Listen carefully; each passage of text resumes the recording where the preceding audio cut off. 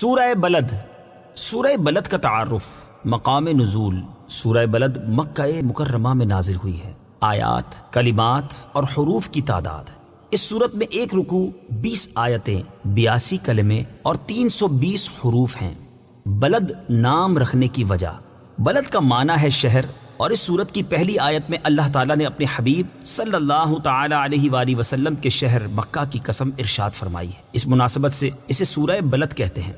سورہ بلد کے مضامین، اس سورت کا مرکزی مضمون یہ ہے کہ اس میں انسان کی سعادت اور بدبختی کے بارے میں کلام کیا گیا ہے، اور اس میں یہ مضامین بیان ہوئے ہیں۔ نمبر 1، اس کی ابتدا میں اللہ تعالیٰ نے شہر مکہ کی حضرت ابراہیم علیہ السلام اور اپنے حبیب صلی اللہ تعالیٰ علیہ وسلم کی قسم ذکر کر کے فرمایا کہ بے شک ہم نے آدمی کو مشقت میں رہتا پیدا کیا ہے۔ نمبر 2، بری جگہ اور بری نیت سے مال خرچ کرنے والے کی مذمت بیان کی گئی، اور یہ بتایا گیا کہ وہ یہ نہ سمجھے کہ اسے کوئی نہیں دیکھ رہا بلکہ اللہ تعالیٰ اسے دیکھ رہا ہے۔ نمبر 3، یہ بیان کیا گیا کہ اللہ تعالیٰ نے انسان کو 2 آنکھیں، زبان اور 2 ہونٹ دیے ہیں، اور اس کے سامنے اچھائی اور برائی دونوں کے راستے واضح کر دیے ہیں۔ اب اسے اختیار ہے کہ وہ اپنی عقل کو استعمال کرتے ہوئے اپنے لیے جس راستے کو چاہے چن لے۔ نمبر 4، اس سورت کے آخر میں مال خرچ کرنے کے مصارف بیان کیے گئے، اور یہ بتایا گیا کہ ان جگہوں پر مال خرچ کرنے والا اگر ان لوگوں میں سے ہو جو ایمان لائے اور انہوں نے آپس میں صبر کی نصیحتیں کی اور آپس میں مہربانی کی تاکیدیں کی، تو وہ عرش کی دائیں جانب ہوں گے، اور ان کے دائیں ہاتھ میں نامہ اعمال دیا جائے گا۔ نیز یہ بیان کیا گیا کہ کافروں کو بائیں ہاتھ میں اعمال نامہ دیا جائے گا، اور ان پر ہر طرف سے بند کی ہوئی آگ ہوگی۔ سورہ فجر کے ساتھ مناسبت، سورہ بلد کی اپنے سے ماقبل سورت فجر کے ساتھ مناسبت یہ ہے کہ سورہ فجر میں مال کی محبت، وراثت کا سارا مال ہڑپ کر جانے اور مسکین کو کھانا کھلانے کی طرف راغب نہ کرنے کی مذمت بیان کی گئی، اور سورہ بلد میں یہ بتایا گیا ہے کہ مالدار شخص کو اپنا مال کن کاموں میں خرچ کرنا چاہیے۔ بسم اللہ الرحمن الرحیم۔ ترجمہ، اللہ کے نام سے شروع جو نہایت مہربان رحمت والا ہے۔ لا اقسم بهذا البلد وانت حل بهذا البلد۔ ترجمہ، مجھے اس شہر کی قسم جبکہ تم اس شہر میں تشریف فرما ہو۔ لا اقسم بهذا البلد، مجھے اس شہر کی قسم۔ تفسیر صراط الجنان میں ہے، اس آیت اور اس کے بعد والی آیت میں ارشاد فرمایا کہ اے پیارے حبیب صلی اللہ تعالی علیہ وآلہ وسلم، مجھے اس شہر مکہ کی قسم جبکہ تم اس شہر میں تشریف فرما ہو۔ مکہ مکرمہ کے فضائل، یہاں اللہ تعالیٰ نے مکہ مکرمہ کی فضیلت کی وجہ سے اس کی قسم ارشاد فرمائی، اور مکہ مکرمہ کو یہ فضیلت حاصل ہے کہ اللہ تعالیٰ نے اسے حرم اور امن والی جگہ بنایا، اور اس میں موجود مسجد کے بارے میں فرمایا، ان اول بیت وضع للناس للذی ببکة مبارکا وہدى للعالمین فیہ آیات بینات مقام ابراہیم ومن دخلہ کان آمنا۔ ترجمہ، بے شک سب سے پہلا گھر جو لوگوں کی عبادت کے لیے بنایا گیا وہ ہے جو مکہ میں ہے، برکت والا ہے، اور سارے جہان والوں کے لیے ہدایت ہے۔ اس میں کھلی نشانیاں ہیں، ابراہیم کے کھڑے ہونے کی جگہ ہے، اور جو اس میں داخل ہوا امن والا ہو گیا۔ اس مسجد کو پوری دنیا کے مسلمانوں کے لیے قبلہ بناتے ہوئے ارشاد فرمایا، وحیث ما کنتم فولوا وجوہکم شطرہ۔ ترجمہ، اور اے مسلمانوں، تم جہاں کہیں ہو اپنا منہ اسی کی طرف کر لو، اور اس میں موجود مقام ابراہیم کے بارے میں مسلمانوں کو حکم دیا، واتخذوا من مقام ابراہیم مصلی۔ ترجمہ، اور اے مسلمانوں، تم ابراہیم کے کھڑے ہونے کی جگہ کو نماز کا مقام بناؤ، اور لوگوں کو خانہ کعبہ کا حج کرنے کا حکم دیتے ہوئے فرمایا، وَلِلَّهِ عَلَى النَّاسِ حِجُّ الْبَيْتِ مَنِ اسْتَطَاعَ إِلَيْهِ سَبِيلًا۔ ترجمہ، اور اللہ کے لیے لوگوں پر اس گھر کا حج کرنا فرض ہے جو اس تک پہنچنے کی طاقت رکھتا ہے، اور خانہ کعبہ کے بارے میں ارشاد فرمایا، وَإِذْ جَعَلْنَا الْبَيْتَ مَثَابَةً لِلنَّاسِ الناس وأمنا. ترجمہ: اور یاد کرو جب ہم نے اس گھر کو لوگوں کے لیے مرجع اور امان بنایا. اور سورہ بلد کی دوسری آیت میں گویا کہ ارشاد فرمایا کہ اے پیارے حبیب صلی اللہ تعالی علیہ وآلہ وسلم، مکہ مکرمہ کو یہ عظمت آپ کے وہاں تشریف فرما ہونے کی وجہ سے حاصل ہوئی ہے. حضرت علامہ شیخ عبدالحق محدث دہلوی رحمۃ اللہ تعالی علیہ فرماتے ہیں، علماء فرماتے ہیں کہ اللہ تعالیٰ نے اپنی کتاب میں نبی کریم صلی اللہ تعالی علیہ وآلہ وسلم کے علاوہ اور کسی نبی کی رسالت کی قسم یاد نہ فرمائی. اور سورہ مبارکہ لا أقسم بهذا البلد وأنت حل بهذا البلد، اس میں رسول کریم صلی اللہ تعالی علیہ وسلم کی انتہائی تعظیم و تکریم کا بیان ہے، کیونکہ اللہ تعالیٰ نے قسم کو اس شہر سے جس کا نام بلد حرام اور بلد امین ہے مقید فرمایا ہے. اور جب سے حضور اکرم صلی اللہ تعالی علیہ وسلم نے اس مبارک شہر میں نزول اجلال فرمایا، تب سے اللہ تعالیٰ کے نزدیک وہ شہر معزز و مکرم ہو گیا. اور اسی مقام سے یہ مثال مشہور ہوئی کہ شرف المکان بالمکین، یعنی مکان کی بزرگی اس میں رہنے والے سے ہے. مزید فرماتے ہیں کہ اللہ تعالیٰ کا اپنی ذات و صفات کے علاوہ کسی اور چیز کی قسم یاد فرمانا اس چیز کا شرف اور فضیلت ظاہر کرنے کے لیے اور دیگر اشیاء کے مقابلے میں اس چیز کو ممتاز کرنے کے لیے ہے جو لوگوں کے درمیان موجود ہے، تاکہ لوگ جان سکیں کہ یہ چیز انتہائی عظمت و شرافت والی ہے. اعلیٰ حضرت امام احمد رضا خان رحمۃ اللہ تعالی علیہ کیا خوب فرماتے ہیں، وہ خدا نے ہے مرتبہ تجھ کو دیا، نہ کسی کو ملے نہ کسی کو ملا، کہ کلام مجید نے کھائی شہا، تیرے شہر و کلام و بقا کی قسم. مدینہ منورہ کے فضائل. اور جب اللہ تعالیٰ کے حکم سے نبی کریم صلی اللہ تعالی علیہ وآلہ وسلم مکہ مکرمہ سے مدینہ منورہ پہنچے تو اس مقام کو کیا کیا عظمتیں حاصل ہوئیں، ان میں سے 7 عظمتیں سماعت کیجیے. نمبر 1، حضرت ابو ہریرہ رضی اللہ تعالی عنہ سے روایت ہے، بخاری شریف کی حدیث ہے، رسول اکرم صلی اللہ تعالی علیہ وآلہ وسلم نے ارشاد فرمایا، مجھے اس بستی کی طرف ہجرت کا حکم دیا گیا جو تمام بستیوں کو کھا جاتی ہے. لوگ اسے یثرب کہتے ہیں، حالانکہ وہ مدینہ ہے، اور وہ برے لوگوں کو اس طرح دور کرتا ہے جیسے بھٹی لوہے کے میل کچیل کو دور کرتی ہے. نمبر 2، حضرت جابر بن سمورہ رضی اللہ تعالی عنہ سے روایت ہے، مسلم شریف کی حدیث ہے، تاجدار رسالت صلی اللہ تعالی علیہ وسلم نے ارشاد فرمایا، بے شک اللہ تعالی نے مدینہ کا نام توبہ رکھا ہے. نمبر 3، حضرت ابو ہریرہ رضی اللہ تعالی عنہ سے روایت ہے، بخاری شریف کی حدیث ہے، تاجدار رسالت صلی اللہ تعالی علیہ وآلہ وسلم نے ارشاد فرمایا، مدینہ منورہ کے دونوں پتھریلے کناروں کے درمیان کی جگہ کو میری زبان سے حرم قرار دیا گیا ہے. نمبر 4، حضرت سہل بن حنیف رضی اللہ تعالیٰ عنہ فرماتے ہیں، سید المرسلین صلی اللہ تعالی علیہ وآلہ وسلم نے اپنے دست اقدس سے مدینہ منورہ کی طرف اشارہ کر کے فرمایا، بے شک یہ حرم ہے اور امن کا گہوارہ ہے. نمبر 5، حضرت انس بن مالک رضی اللہ تعالی عنہ سے روایت ہے، بخاری شریف کی حدیث ہے، رسول اللہ صلی اللہ تعالی علیہ وآلہ وسلم نے دعا فرمائی کہ اے اللہ، جتنی برکتیں مکہ میں نازل کی ہیں اس سے دگنی برکتیں مدینہ میں نازل فرما. نمبر 6، حضرت عبداللہ بن زید انصاری رضی اللہ تعالی عنہ سے روایت ہے، بخاری شریف کی حدیث ہے، حضور پر نور صلی اللہ تعالی علیہ وآلہ وسلم نے ارشاد فرمایا، میرے گھر اور میرے ممبر کے درمیان کی جگہ جنت کے باغوں میں سے ایک باغ ہے. نمبر 7، حضرت عبداللہ ابن عمر رضی اللہ تعالیٰ عنہما سے روایت ہے، ترمذی شریف کی حدیث ہے، حضور اقدس صلی اللہ تعالی علیہ وآلہ وسلم نے ارشاد فرمایا، جس شخص کو مدینہ منورہ میں موت آ سکے تو اسے یہاں ہی مرنا چاہیے، کیونکہ میں یہاں مرنے والوں کی خاص طور پر شفاعت کروں گا. اعلیٰ حضرت رحمت اللہ تعالی کیا خوب فرماتے ہیں، طیبہ میں مر کے ٹھنڈے چلے جاؤ آنکھیں بند، طیبہ میں مر کے ٹھنڈے چلے جاؤ آنکھیں بند، سیدھی سڑک یہ شہر شفاعت نگر کی ہے. ووالد وما ولد لقد خلقنا الانسان فی کبد. ترجمہ، اور باپ کی قسم اور اس کی اولاد کی، بے شک ہم نے آدمی کو مشقت میں رہتا پیدا کیا. ووالد وما ولد، اور باپ کی قسم اور اس کی اولاد کی. تفسیر صراط الجنان میں ہے، اس آیت کے بارے میں مفسرین کا ایک قول یہ ہے کہ یہاں باپ سے مراد حضرت ابراہیم علیہ الصلوۃ والسلام ہے، اور ان کی اولاد سے مراد حضرت اسماعیل علیہ الصلوۃ والسلام ہے. اور چونکہ نبی کریم صلی اللہ تعالی علیہ وآلہ وسلم بھی بالواسطہ حضرت ابراہیم کی اولاد میں سے ہیں، اس لیے اولاد کی قسم میں آپ صلی اللہ تعالی علیہ وآلہ وسلم بھی داخل ہیں. دوسرا قول یہ ہے کہ یہاں باپ سے مراد حضرت آدم علیہ الصلوۃ والسلام ہے، اور اولاد سے آپ علیہ الصلوۃ والسلام کی ذریت مراد ہے. اور تیسرا قول یہ بھی ہے کہ یہاں والد سے سرکار دو عالم صلی اللہ تعالی علیہ وآلہ وسلم اور اولاد سے آپ صلی اللہ تعالی علیہ وآلہ وسلم کی امت مراد ہے۔ اس کی تائید حدیث پاک سے بھی ہوتی ہے، جیسا کہ سنن نسائی میں حضرت ابو ہریرہ رضی اللہ تعالی عنہ سے روایت ہے، حضور اقدس صلی اللہ تعالی علیہ وآلہ وسلم نے ارشاد فرمایا، میں تمہارے لیے باپ کی طرح ہوں، میں تمہیں تمہارے دینی معاملات سکھاتا ہوں۔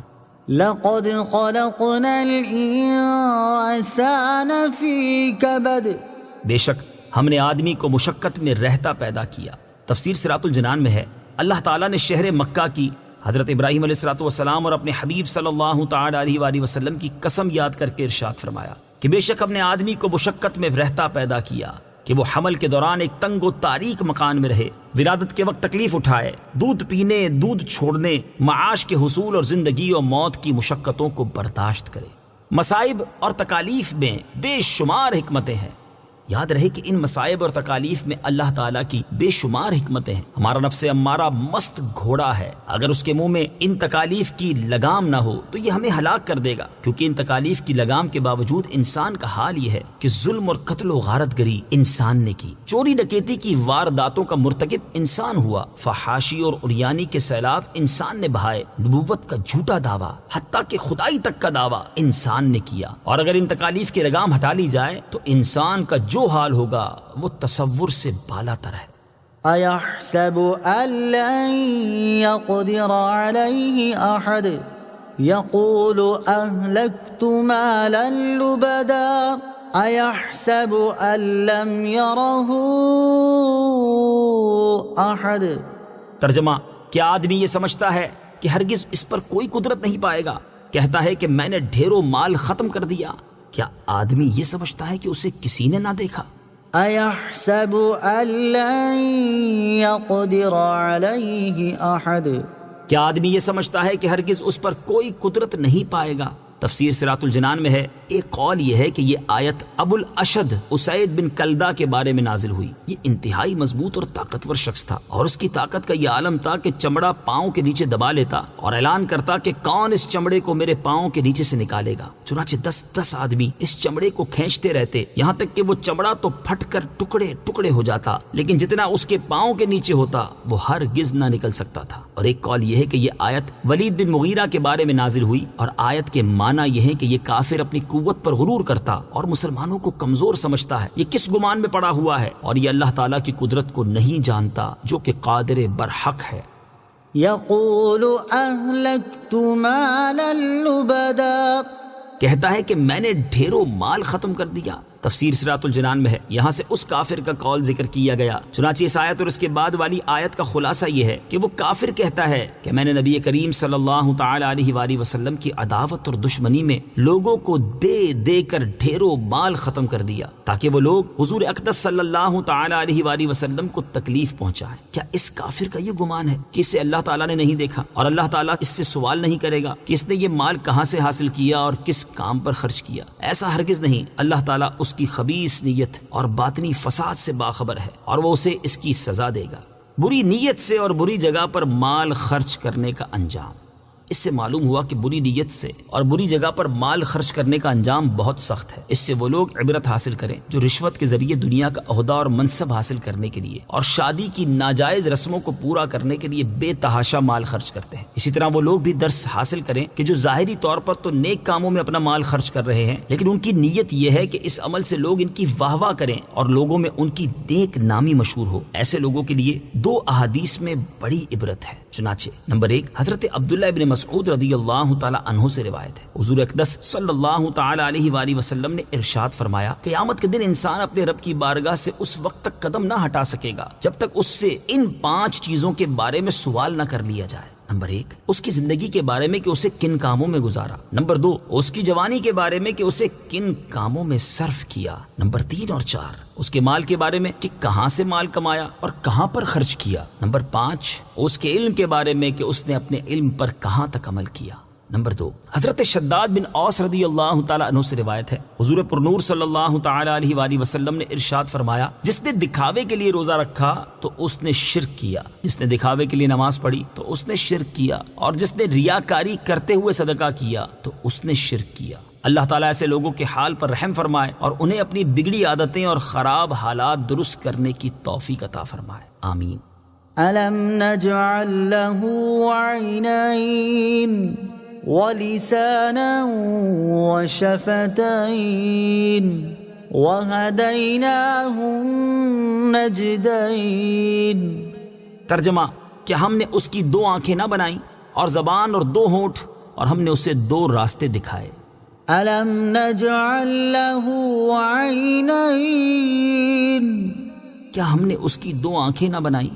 تفسیر صراط الجنان میں ہے، یہاں سے اللہ تعالیٰ نے اپنی چند نعمتوں کا ذکر فرمایا ہے تاکہ اس کافر کو عبرت حاصل کرنے کا موقع ملے۔ چنانچہ اس آیت اور اس کے بعد والی 2 آیات کا خلاصہ یہ ہے کہ کیا ہم نے اس کافر کی 2 آنکھیں نہ بنائیں جن سے وہ دیکھتا ہے، اور کیا ہم نے اسے زبان نہ دی جس سے وہ بولتا ہے اور اپنے دل کی بات بیان میں لاتا ہے، اور کیا ہم نے اسے 2 ہونٹ نہ دیے جن سے وہ اپنے منہ کو بند کرتا ہے اور بات کرنے، کھانے پینے اور پھونکنے میں ان سے کام لیتا ہے، اور کیا ہم نے اسے ماں کے دودھ سے بھرے پستانوں کی راہ نہ بتائی کہ پیدا ہونے کے بعد وہ ان سے دودھ پیتا اور غذا حاصل کرتا رہا۔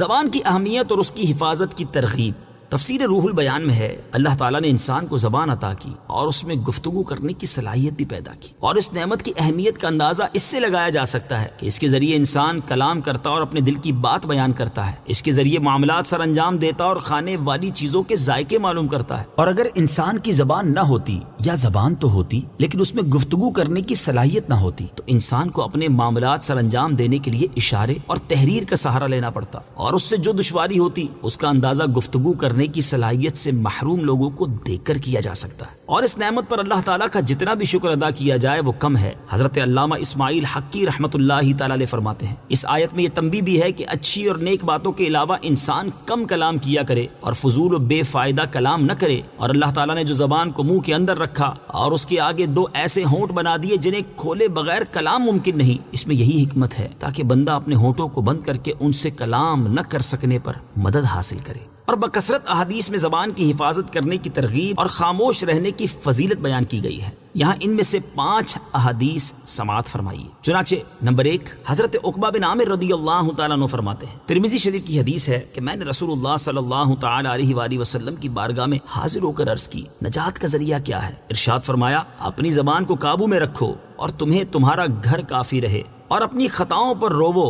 نمبر 2، حضرت ابو سعید خدری رضی اللہ تعالی عنہ سے روایت ہے، ترمذی شریف کی حدیث ہے، نبی اکرم صلی اللہ تعالی علیہ وآلہ وسلم نے ارشاد فرمایا، جب انسان صبح کرتا ہے تو سارے اعضاء زبان کی خوشامد کرتے ہیں اور اس سے کہتے ہیں، ہمارے بارے میں اللہ تعالیٰ سے ڈر کہ ہم تیرے ساتھ ہیں، تو سیدھی رہے گی تو ہم سیدھے رہیں گے، اور اگر تو ٹیڑھی ہوگی تو ہم ٹیڑھے ہوں گے۔ نمبر 3، حضرت سفیان بن عبداللہ ثقفی رضی اللہ تعالیٰ عنہ فرماتے ہیں، ترمذی شریف کی حدیث ہے، میں نے عرض کی، یا رسول اللہ صلی اللہ تعالی علیہ وآلہ وسلم، جن چیزوں کا آپ مجھ پر خوف کرتے ہیں ان میں زیادہ خطرناک کیا چیز ہے؟ تو آپ صلی اللہ تعالی علیہ وسلم نے اپنی زبان پکڑی اور فرمایا، یہ یعنی تمہاری زبان سب سے زیادہ خطرناک ہے۔ نمبر 4، حضرت عبداللہ بن عمر رضی اللہ تعالیٰ عنہ سے روایت ہے، حضور پرنور صلی اللہ تعالی علیہ وآلہ وسلم نے ارشاد فرمایا، جو خاموش رہا نجات پا گیا۔ نمبر 5، حضرت عمران بن حسین رضی اللہ تعالیٰ عنہ سے روایت ہے، نبی کریم صلی اللہ تعالی علیہ وسلم نے ارشاد فرمایا، انسان کا خاموشی پر ثابت رہنا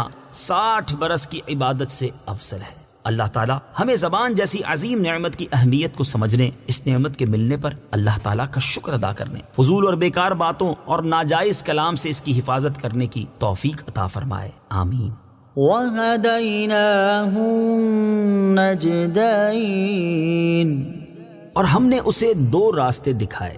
تفسیر صراط الجنان میں ہے، یہاں آیت میں نجدین کے بارے میں مفسرین کا ایک قول یہ ہے کہ اس سے ماں کی دونوں چھاتیاں مراد ہیں، اور ایک قول یہ ہے کہ اس سے اچھائی اور برائی کے 2 راستے مراد ہیں جو جنت یا جہنم تک پہنچاتے ہیں۔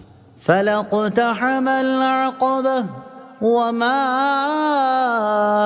أَدْرَاكَ مَا الْعَقَبَةُ فَكُّ رَقَبَةٍ أَوْ إِطْعَامٌ فِي يَوْمٍ ذِي مَسْغَبَةٍ يَتِيمًا ذَا مَقْرَبَةٍ أَوْ مِسْكِينًا ذَا مَتْرَبَةٍ۔ ترجمہ، پھر بغیر سوچے سمجھے کیوں نہ گھاٹی میں کود پڑا، اور تجھے کیا معلوم کہ وہ گھاٹی کیا ہے؟ کسی بندے کی گردن چھڑانا، یا بھوک کے دن میں کھانا دینا، رشتہ دار یتیم کو یا خاک نشین مسکین کو۔ فلاقتحم العقبہ، پھر بغیر سوچے سمجھے کیوں نہ گھاٹی میں کود پڑا۔ تفسیر صراط الجنان میں ہے، یعنی جب اللہ تعالیٰ کی نعمتیں ظاہر اور وافر ہیں تو اس پر لازم تھا کہ وہ ان نعمتوں کا شکر ادا کرے، لیکن اس نے نیک اعمال کر کے ان جلیل اور عظیم نعمتوں کا شکر ادا نہ کیا۔ یہاں نیک اعمال کرنے کو گھاٹی میں کودنے سے اس مناسبت کی وجہ سے تعبیر کیا گیا کہ جس طرح گھاٹی میں چلنا اس پر دشوار ہے، اسی طرح نیکیوں کے راستے پر چلنا نفس پر دشوار ہے۔ وما ادراک ما العقبہ، اور تجھے کیا معلوم کہ وہ گھاٹی کیا ہے؟ تفسیر صراط الجنان میں ہے، اس آیت اور اس کے بعد والی 4 آیات کا خلاصہ یہ ہے کہ اور تجھے کیا معلوم کہ وہ گھاٹی کیا ہے اور اس میں کودنا کیا ہے۔ وہ گھاٹی اور اس میں کودنا یہ ہے، نمبر 1، کسی بندے کی گردن غلامی سے چھڑانا۔ یہ عمل خواہ اس طرح ہو کہ کسی غلام کو آزاد کر دے، یا اس طرح ہو کہ مکاتب غلام کو اتنا مال دے دے جس سے وہ آزادی حاصل کر سکے، یا کسی غلام کو آزاد کرانے میں مدد کرے، یا کسی قیدی یا قرض دار کو رہا کرانے میں ان کی مدد کرے۔ نیز اس کے یہ معنی بھی ہو سکتے ہیں کہ نیک اعمال اختیار کر کے اپنی گردن آخرت کے عذاب سے چھڑائے۔ نمبر 2، قحط اور تنگی کے دن رشتہ دار یتیم کو یا خاک نشین مسکین کو کھانا دینا جو کہ انتہائی تنگ دست اور مصیبت زدہ ہو، نہ اس کے پاس اوڑھنے کے لیے کچھ ہو اور نہ بچھانے کے لیے کچھ ہو، کیونکہ قحط کے دنوں میں مال نکالنا نفس پر بہت شاق اور اجر عظیم ملنے کا سبب ہوتا ہے۔ غلام آزاد کرنے یا آزادی میں اس کی مدد کرنے کے فضائل۔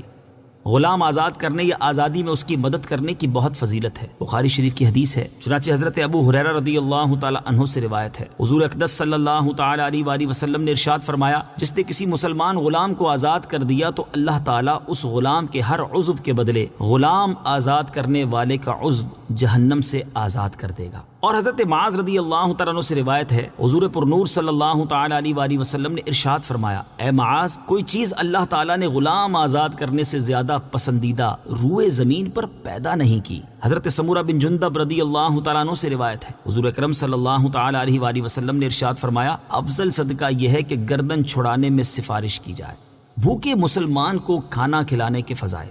بھوکے مسلمان کو کھانا کھلانے کی بہت فضیلت ہے، چنانچہ حضرت ابو سعید خدری رضی اللہ تعالیٰ عنہ سے روایت ہے کہ رسول اللہ صلی اللہ تعالی علیہ وآلہ وسلم نے ارشاد فرمایا، جو مسلمان کسی بھوکے مسلمان کو کھانا کھلائے اللہ تعالیٰ اسے جنت کے پھل کھلائے گا، اور جو مسلمان کسی پیاسے مسلمان کو پانی پلائے گا اللہ تعالیٰ اسے رحیق مختوم یعنی جنت کی سر بند شراب پلائے گا۔ اور حضرت جابر رضی اللہ تعالیٰ عنہ سے روایت ہے، نبی کریم صلی اللہ تعالی علیہ وسلم نے ارشاد فرمایا، مغفرت لازم کر دینے والی چیزوں میں سے بھوکے مسلمان کو کھانا کھلانا ہے۔ یتیم کی کفالت اور اس کے ساتھ احسان کرنے کے فضائل۔ یتیم کی کفالت کرنے اور اس کے ساتھ احسان کرنے اور اسے کھانا کھلانے کی بہت فضیلت ہے، چنانچہ بخاری شریف کی حدیث میں ہے، حضرت سہل بن سعد رضی اللہ تعالی عنہ سے مروی ہے، رسول اللہ صلی اللہ تعالی علیہ وآلہ وسلم نے ارشاد فرمایا، جو شخص یتیم کی کفالت کرے وہ یتیم اسی گھر کا ہو یا غیر کا، میں اور وہ دونوں جنت میں اس طرح ہوں گے۔ حضور اقدس صلی اللہ تعالی علیہ وآلہ وسلم نے کلمہ کی انگلی اور بیچ کی انگلی سے اشارہ کیا اور دونوں انگلیوں کے درمیان تھوڑا سا فاصلہ کیا۔ اور حضرت ابو ہریرہ رضی اللہ تعالیٰ عنہ سے روایت ہے، ابن ماجہ کی حدیث ہے، رسول کریم صلی اللہ تعالی علیہ وسلم نے ارشاد فرمایا، مسلمانوں میں سب سے بہتر گھر وہ ہے جس میں کوئی یتیم ہو اور اس کے ساتھ احسان کیا جاتا ہو، اور مسلمانوں میں سب سے برا وہ گھر ہے جس میں یتیم ہو اور اس کے ساتھ برا سلوک کیا جاتا ہو۔ اور حضرت عبداللہ ابن عباس رضی اللہ تعالیٰ عنہما سے روایت ہے، مشکات شریف کی حدیث ہے، حضور پر نور صلی اللہ تعالی علیہ وسلم نے ارشاد فرمایا، جو شخص یتیم کو اپنے کھانے پینے میں شریک کرے اللہ تعالیٰ اس کے لیے ضرور جنت واجب کر دے گا، مگر جبکہ ایسا گناہ کیا ہو جس کی مغفرت نہ ہو۔ مسکین کی مدد کرنے اور اسے کھانا کھلانے کے فضائل۔ مسکین کی مدد کرنے اور اس کو کھانا کھلانے کی بہت فضیلت ہے، چنانچہ حضرت ابو ہریرہ رضی اللہ تعالی عنہ سے روایت ہے، تاجدار رسالت صلی اللہ تعالی علیہ وآلہ وسلم نے ارشاد فرمایا، یتیموں اور مسکینوں کی مدد کرنے والا جہاد میں سعی کرنے والے اور بے تھکے مسلسل شب بیداری کرنے والے اور ہمیشہ روزہ رکھنے والے کی مثل ہے۔ اور حضرت ابو ہریرہ رضی اللہ تعالی عنہ سے روایت ہے، حضور اقدس صلی اللہ تعالی علیہ وآلہ وسلم نے ارشاد فرمایا، ایک لقمہ روٹی اور ایک مٹھی خرما اور اس کی مثل کوئی اور چیز جس سے مسکین کو نفع پہنچے، ان کی وجہ سے اللہ تعالیٰ 3 شخصوں کو جنت میں داخل فرماتا ہے۔ نمبر 1، صاحب خانہ کو جس نے حکم دیا۔ نمبر 2، بیوی کو جو کہ اسے تیار کرتی ہے۔ نمبر 3، خادم کو جو کہ مسکین کو دے کر آتا ہے۔ پھر حضور اقدس صلی اللہ تعالی علیہ وآلہ وسلم نے فرمایا، حمد ہے اللہ عز و جل کے لیے جس نے ہمارے خادموں کو بھی نہ چھوڑا۔ ثم كان من الذين آمنوا وتواصوا بالصبر وتواصوا بالمرحمة اولئک اصحاب المیمنہ. ترجمہ: پھر یہ ان میں سے ہو جو ایمان لائے اور انہوں نے آپس میں صبر کی نصیحتیں کی اور آپس میں مہربانی کی تاکیدیں کی، یہ دائیں طرف والے ہیں. ثم كان من الذین آمنوا. پھر یہ ان میں سے ہو جو ایمان لائے. تفسیر صراط الجنان میں ہے، یعنی یہ تمام عمل اس وقت مقبول ہیں اور اسی صورت یہ اعمال کرنے والے کے بارے میں کہا جائے گا کہ وہ گھاٹی میں کودا، کہ جب یہ اعمال کرنے والا ان لوگوں میں سے ہو جو ایمان لائے اور انہوں نے آپس میں گناہوں سے باز رہنے اور عبادات بجا لانے اور ان مشقتوں کو برداشت کرنے پر صبر کی نصیحتیں کی جن میں مومن مبتلا ہوں، اور انہوں نے آپس میں مہربانی کی تاکیدیں کی کہ مومنین ایک دوسرے کے ساتھ شفقت و محبت کا برتاؤ کریں، اور اگر وہ ایماندار نہیں تو اس کے لیے کچھ نہیں بلکہ اس کے سب عمل بیکار ہیں. ایمان کے بغیر نیک جگہ پر مال خرچ کرنے کا ثواب نہیں ملے گا. اس سے معلوم ہوا کہ ایمان کے بغیر اچھی جگہوں پر مال خرچ کرنے کا ثواب نہیں ملے گا، بلکہ ایمان قبول کرنے کے بعد جو مال راہ خدا میں خرچ کیا جائے گا اسی کا ثواب ملے گا. اسی چیز کو بیان کرتے ہوئے ایک اور مقام پر اللہ تعالیٰ ارشاد فرماتا ہے: وما منعهم أن تقبل منهم نفقاتهم إلا أنهم كفروا بالله وبرسوله. ترجمہ: اور ان کے صدقات قبول کیے جانے سے یہ بات مانے ہے کہ انہوں نے اللہ اور اس کے رسول کے ساتھ کفر کیا. لہٰذا جو کافر یہ چاہتا ہو کہ اسے اللہ تعالیٰ کی راہ میں مال خرچ کرنے اور نیک اعمال کرنے پر ثواب ملے تو اسے چاہیے کہ پہلے توحید و رسالت پر ایمان لائے اور اس کے بعد مال خرچ کرے اور دیگر نیک اعمال کرے تاکہ اسے اللہ تعالیٰ کی بارگاہ سے ثواب حاصل ہو. اولئک اصحاب المیمنہ. یہ دائیں